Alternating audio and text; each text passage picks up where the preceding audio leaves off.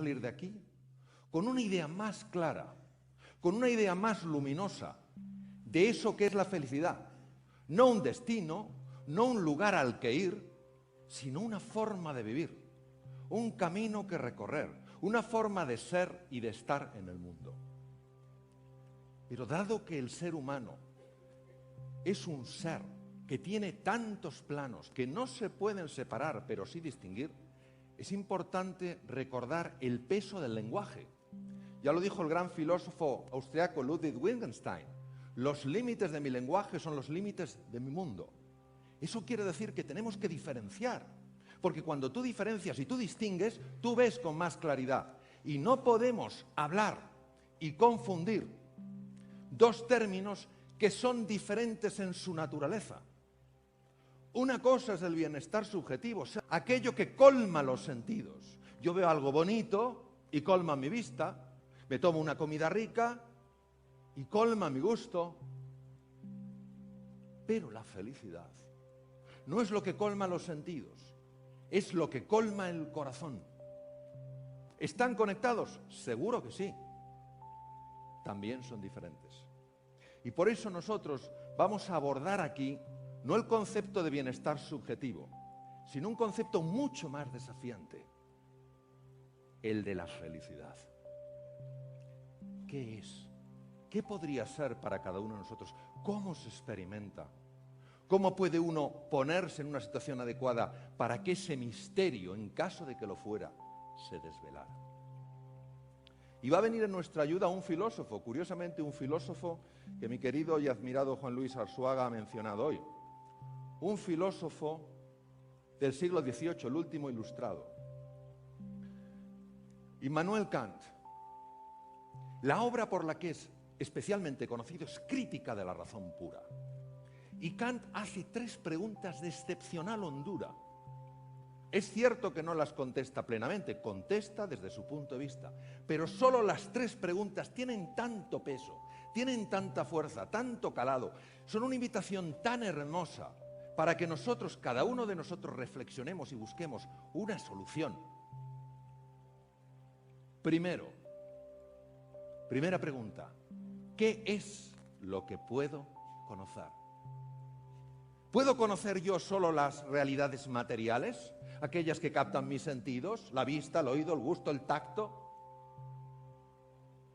¿O soy capaz también de captar realidades suprasensibles?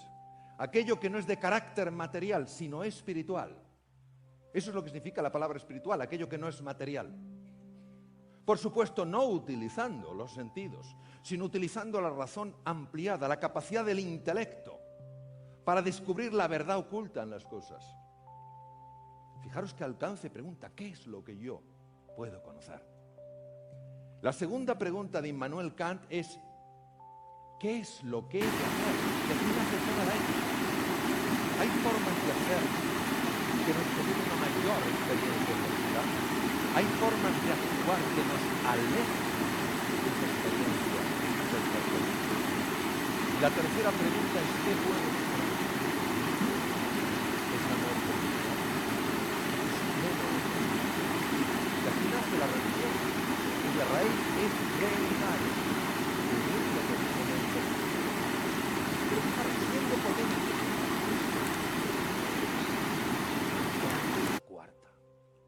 La cuarta no la encontramos en la Crítica de la razón pura, tampoco en la Crítica de la razón práctica, su tratado de ética con su imperativo categórico. Lo encontramos en un tratado de lógica y tiene todo el sentido del mundo. ¿Cuál es el ser que se hace esa pregunta?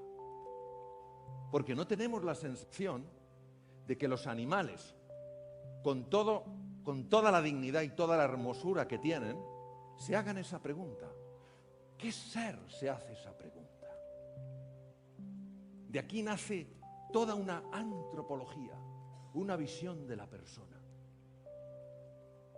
Los seres humanos, los que estamos aquí, los que no están aquí y están con nosotros. ¿Qué somos nosotros? Porque si nos damos cuenta, El ser humano que desea conocer, ya no lo reflejaba Aristóteles en el siglo IV antes de Cristo, el ser humano que desea conocer ha llegado a conocer lo más diminuto, las partículas más elementales, no ya los átomos, los electrones, los protones, los neutrones, sino hasta los quarks, los neutrinos. Ha llegado a conocer lo más grande, las galaxias, la expansión del universo. Sin embargo, pasa frente a él y no se asombra de la maravilla que es. Y el ser humano es como si se autoocultara, como si se escondiera de sí mismo, como si jugara al escondite y nos interpelara: descubre quién soy. Porque veréis, si solo hablamos de la felicidad cuando estamos calentitos, cuando comemos bien, cuando tenemos trabajo, cuando ganamos una cierta cantidad de dinero, cuando tenemos un cierto prestigio, no estamos hablando de felicidad. Hay que entender la felicidad cuando el bienestar subjetivo desaparece. Por supuesto que también la felicidad tiene una conexión con el bienestar subjetivo. No es un dilema, no es lo uno o lo otro, sino un contraste, lo uno y lo otro. Hay que entender la felicidad cuando aparecen los tres grandes oponentes del ser humano. El mal, tanto el mal físico como privación de un bien necesario. La ceguera es un mal físico porque es la privación de la visión, como el mal moral, la injusticia, la violencia, el daño de esas personas que son tus hermanos, en presencia de la muerte y en presencia del sufrimiento. Por eso, la pregunta sobre la felicidad es la pregunta sobre el sentido de la vida. No la de dar un sentido a la vida, sino de preguntarse si la vida ya tiene un sentido. Y si nosotros podemos mirar al mal, podemos mirar a la muerte y podemos mirar al sufrimiento sin salir corriendo. Y si hay en el mal, y si hay en la muerte, y si hay en el sufrimiento, más que amar en la vida que temer. Y si merece la pena vivir a pesar de que la vida, muchas veces, para muchas personas, es un verdadero drama existencial. Y por eso os voy a contar una pequeña historia, porque esta sencilla historia ilustra muchísimo sobre la grandeza que el ser humano puede aflorar en presencia de estos tres grandes oponentes. Porque veréis, solo hay un antídoto para el miedo, y es el amor a un proyecto, el amor a una idea, el amor a un recuerdo. Qué maravillosas las palabras de Gabriel Marcel. Decir a alguien que le amas es decirle: tú, para mí, jamás morirás. Ese es el antídoto del miedo. Y os voy a contar una historia para que veamos que la felicidad está tan cerca y a la vez tan lejos. Había dos enfermos que habían sido ingresados en la misma habitación. Uno de ellos estaba en la cama junto a la puerta y el otro en la cama junto a la ventana. El hombre que estaba junto a la puerta no se podía mover. Su condición médica impedía que los profesionales sanitarios le levantaran. El enfermo que estaba junto a la ventana era levantado 2 veces al día y se le sentaba en una silla junto a la ventana. Un día, el enfermo que no se podía mover, el que estaba junto a la puerta, le dijo a su compañero de habitación: se me hace tan duro estar aquí, encerrado en estas 4 paredes, ya no puedo más. Tú que tienes la fortuna de estar junto a la ventana, dime qué ves.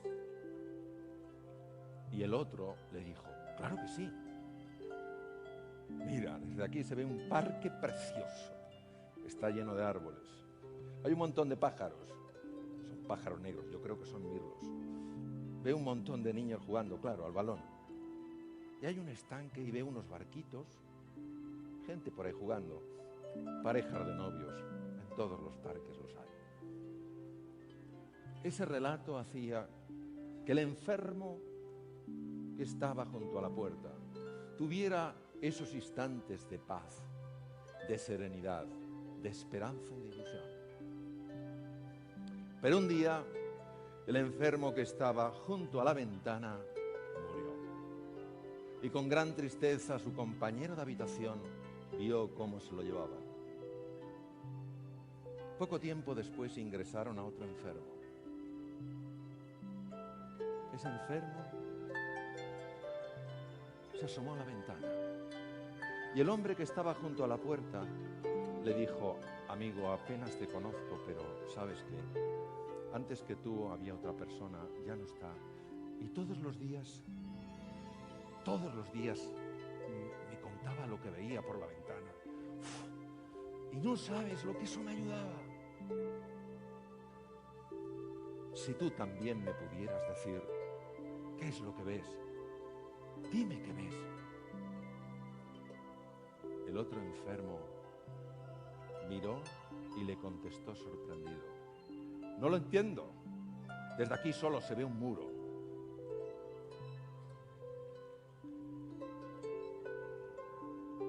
Quiero que seamos conscientes de lo que un ser humano sufriendo en un momento de enorme dificultad hizo por otro ser humano.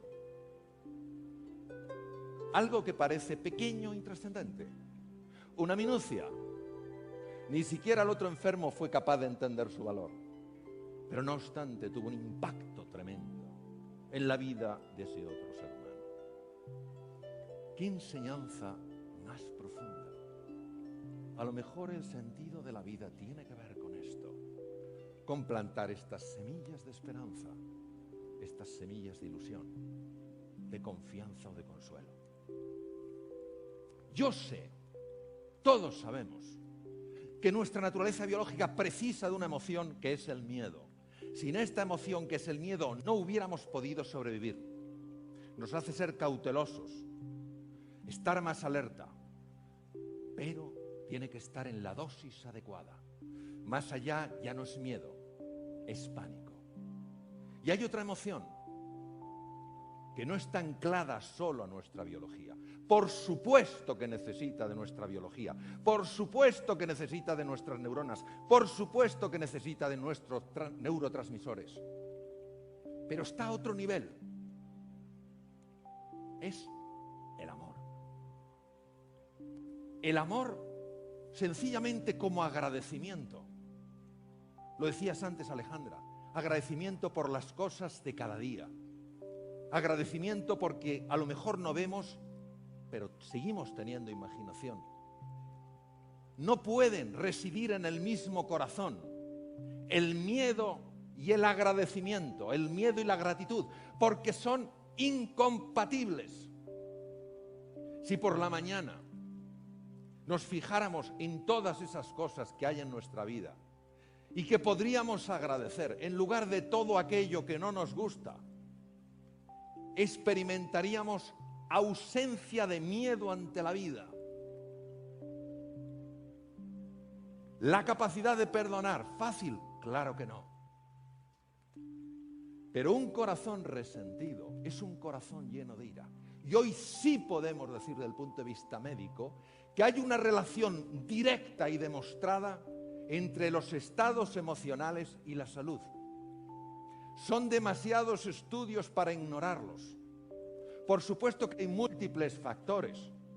Por supuesto que la persona más positiva del mundo, la persona con más coraje, más ilusión y más apoyo, puede sucumbir ante una enfermedad agresiva.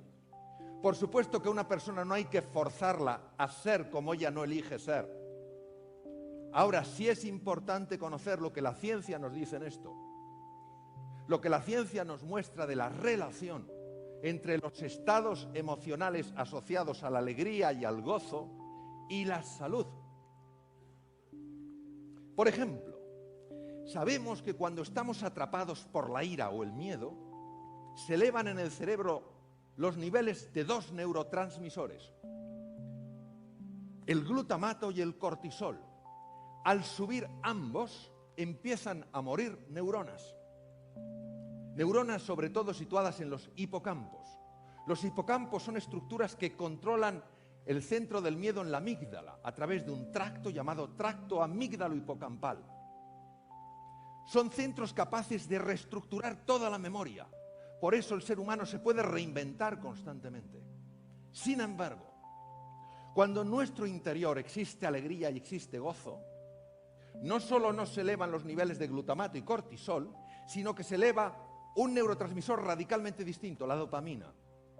La dopamina, que está en el haz mesolímbico, uno de los circuitos más importantes de recompensa del cerebro, hace que sintamos gratitud, que sintamos plenitud, que sintamos alegría. Y además es una hormona clave en la confianza. Por eso el amor te ayuda a ser valiente. Vosotros y vosotras haríais por amor lo que no haríais nunca por dinero. Dentro de cada uno de vosotros y de cada vosotras hay un héroe, una heroína dormidos. Lo que pasa es que para que despierte hace falta el estímulo adecuado. Y ese estímulo solo es el amor. El amor a un sueño, a un ideal, a una persona.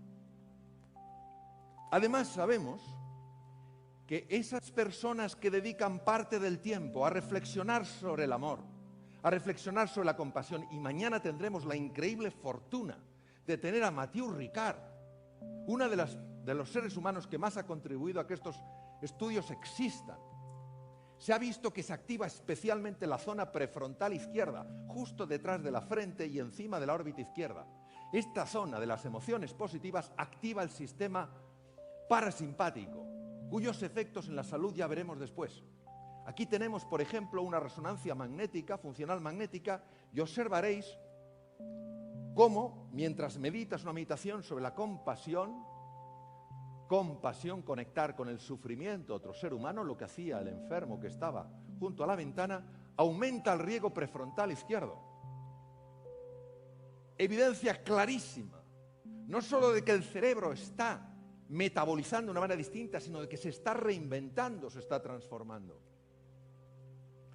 Los estudios con electroencefalografía han demostrado que cuando una persona está embargada por la alegría, por el gozo, por la compasión, ese ritmo trepidante llamado el alto beta, es el ritmo del Homo faber, el ser humano que solo hace, que no para de hacer, en las prisas, ese ritmo se enlentece.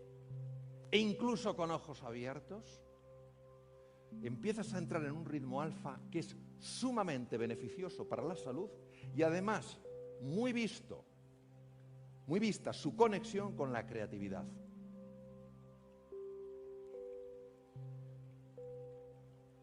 Hay dos sistemas que trabajan por debajo de la consciencia. En su conjunto se denominan sistema nervioso vegetativo o autonómico y tiene dos brazos, dos ramas. El sistema nervioso simpático y el sistema nervioso parasimpático. Nunca actúan de manera aislada, siempre actúan intentando equilibrarse. Cuando el sistema que predomina es el sistema nervioso simpático, es cuando nosotros nos vemos en situaciones donde tenemos que sacar un montón de energía porque hay un peligro o porque hay un desafío importante. Cuando se activa fundamentalmente el sistema nervioso parasimpático, es momento de recuperación.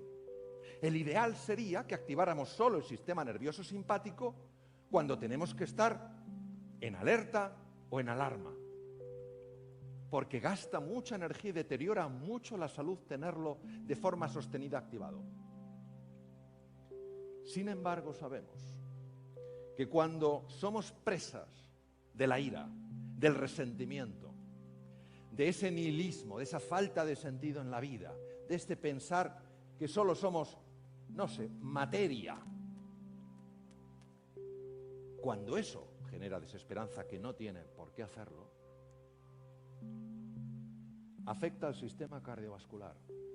Las situaciones de desesperanza, de ira y de miedo sostenidos en el tiempo producen un aumento del trabajo cardíaco pueden producir cambios en el ritmo cardíaco, hipertensión arterial, aumento del colesterol y de los triglicéridos.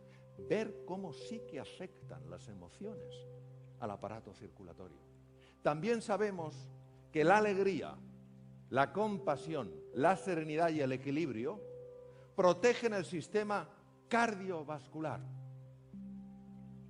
Probablemente, entre otras razones, porque las dos aurículas del corazón segregan un péptido, una sustancia llamada péptido natriurético auricular, que regula el tono cardíaco, nos protege frente a la hipertensión, reduce la grasa y además tiene un efecto cerebral muy asociado con estados de paz y de serenidad.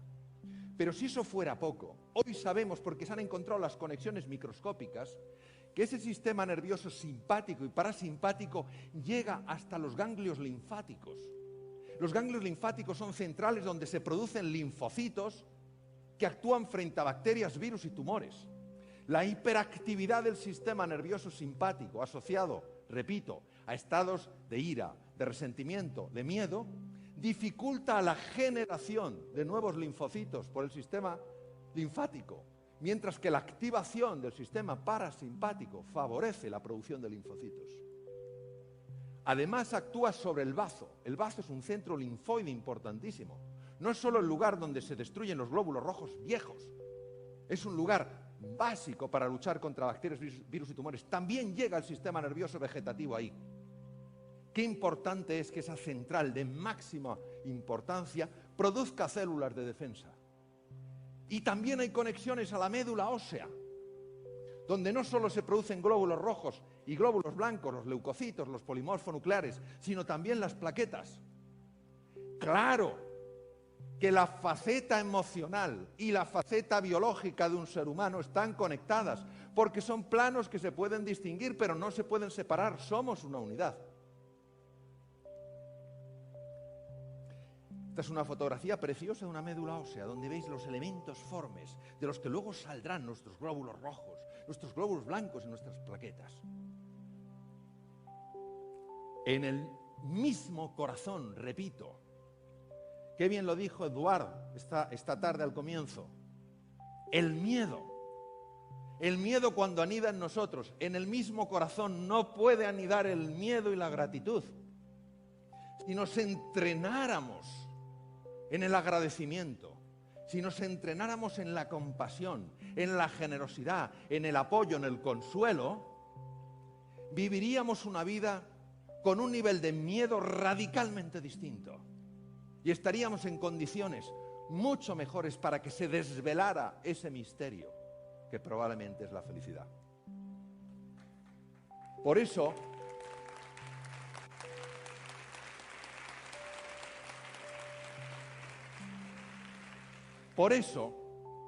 al final, Jean-Paul Sartre, existencialista francés, premio Nobel, ya hemos escuchado un comentario dentro de muchos comentarios que él hizo y que no le merecieron gran afecto, no porque potenciara la individualidad, sino el individualismo.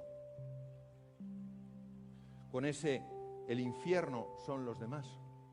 Pues a ver si a lo mejor en la vida no hay amigos ni enemigos, sino simplemente maestros.